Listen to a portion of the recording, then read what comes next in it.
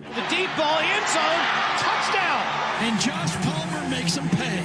I would describe my game as I'm explosive off the ball. I try to get defenders moving their hips. I use the sideline well, excellent body control. Look at the body control. I mean, he almost does a complete 360. And Palmer got it. My name is Keith Palmer, and my son's going to the NFL. Josh didn't have the luxury of a Pop Warner program to get him going to honing his skills. It was when he started playing high school football that he realized within himself that this game was actually really, really good to him. And I think it was at that point that he started to take it seriously. I worked so hard to make sure that I could do everything, kind of being a jack of all trades, like a Swiss Army knife, making explosive plays, catching the ball over the shoulder, coming in and out of my breaks so I could play inside, play outside, and things of that nature. Now, I played football myself, played in high school, and went off to the University of Windsor in Windsor, Ontario, Canada. I know the Canadian game and the American game are very different size field, a much faster game. So Josh grew up, of course, playing in the CFL rules in the Canadian game. I attended St. Roch High School in Brampton, Ontario for my first 2 years of high school, my freshman and sophomore year. Football in Brampton is not as big as other major cities in America. And once I transferred to St. Thomas Aquinas in Fort Lauderdale, that huge powerhouse, it definitely was a huge wake-up call. You know, the competition that was there.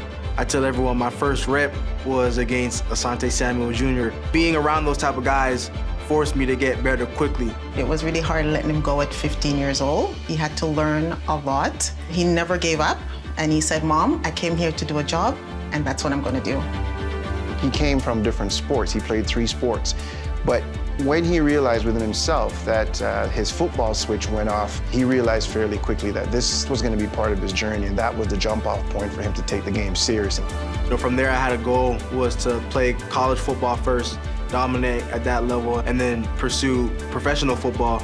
And from that age of 15, I had a goal that I wanted to attain, and I really wanted to achieve it, so I pushed myself as hard as I could, and a lot of sacrifices to be in this position that I am right now. I knew from there he was going to make it. He said he went there to do a job, and he said, "Mom, I'm going to do it. I'm going to get to the NFL," and here we are. Early today, Tennessee head coach Jeremy Pruitt moved practice to let his players march against racism. Last summer, my teammates and I marched in Knoxville to spread awareness of the social things that was going on in the world. Because Josh left at such a young age, he wasn't exposed to that kind of stuff here. So I think it really opened his eyes when he went to America to see all the injustice that was happening. I think he wanted to be a part of the change. So I'm glad he went out to that. Josh marching at Tennessee didn't surprise me. Conversations that Josh and I had as he was growing up and when he got into the University of Tennessee was, if you're not going to stand up for something, you're going to fall for anything. And, you know, I think that stuck with him. I remember asking Josh, "You're going to be going to this university. It is in the South. It's a different place. You have to pay attention to the justice system. You have to pay attention to what's going to be around you because it's going to be a bit different." And I remember Josh saying to me, "I'm just going to stay away from all that. You know, that's not why I'm going to school. I'm going to school to play football, to get my education." And I just kind of gave him one of these, "Okay, we'll see."